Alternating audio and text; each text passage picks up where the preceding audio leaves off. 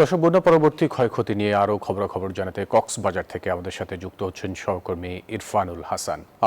ইরফান, বন্যার যেমনটি বলা হচ্ছিল, বন্যা পরবর্তী আসলে ক্ষয়ক্ষতির পরিমাণ বেড়েছে, এই সম্পর্কে বিস্তারিত জানতে চাচ্ছি আপনার কাছে।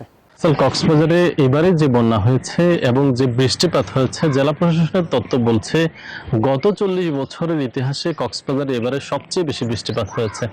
ক্ষয়ক্ষতির পরিমাণ জেলা প্রশাসন প্রাথমিকভাবে 890 কোটি টাকা নির্ধারণ করেছে, কিন্তু গত 2 দিন কক্সবাজারের স্বরাষ্ট্রমন্ত্রী তিনি পরিদর্শন করেছেন বন্যা দুর্গত এলাকা, বন্যার্ত মানুষের সাথে কথা বলেছেন, ক্ষতিগ্রস্ত সব জায়গায় মোটামুটি তিনি গিয়েছেন।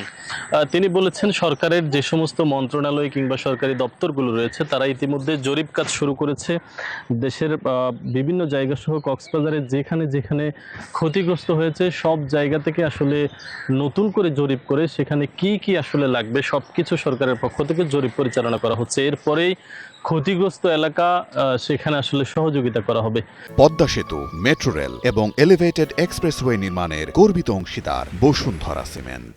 কক্সবাজারে এবারের বন্যায় সবচেয়ে বেশি ক্ষতি হয়েছে মৎস্যখাত, রাস্তাঘাট সহ মানুষের ঘরবাড়ি পর্যন্ত তলিয়ে গেছে। বিশেষ করে কক্সবাজারের পেকুয়া, চকরিয়া এবং এদিকে কক্সবাজার সদরের ঝিলংজা এবং রামুল সহ বেশ কয়টি এলাকা আসলে বেশ প্লাবনের শিকার হয়েছে। তবে সরকারি যে প্রণোদনা কিংবা সরকারি যে সহযোগিতা বন্যার্তদের দেওয়ার কথা, সেটি তুলনার চেয়ে বেশ কম এসেছে। সেটি নিয়ে আসলে মানুষের মাঝে মিশ্র প্রতিক্রিয়া সৃষ্টি হয়েছে।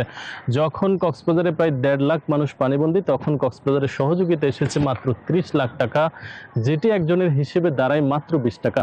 তো এই যে বন্যার্ত মানুষের সঠিক সময়ে সাহায্য পৌঁছে দেয়া, তাদেরকে ত্রাণের ব্যবস্থা করে, এটি নিয়ে প্রথম দিকে বেশ হিমশিম খেতে হয়েছে সরকারের সব দপ্তরকে, কিন্তু শেষ পর্যন্ত আসলে বন্যার্ত মানুষের সাথে এখন বৃষ্টি চলে যাওয়ার পর মোটামুটি সব দপ্তর থেকে আসলে সহযোগিতা পৌঁছানো হচ্ছে। তবে এখন পর্যন্ত সরকারি দপ্তর কিংবা বেসরকারি বিভিন্ন দাতা সংস্থার পক্ষ থেকে অনেক জায়গায় আসলে ঘর নির্মাণ করা হচ্ছে। গতকাল আমরা দেখেছি পেকুয়াতে একেবারে প্রায় 100টি ঘর নির্মাণ করে দেওয়া হচ্ছে যারা বন্যায় ক্ষতিগ্রস্ত হয়েছেন। সব মিলিয়ে এবারের বন্যায় ক্ষতিগ্রস্ত কক্সবাজারবাসী অন্যান্য বছরের তুলনায় কিছুটা বেশি। এ ছিল বন্যার সবশেষ খবরাখবর।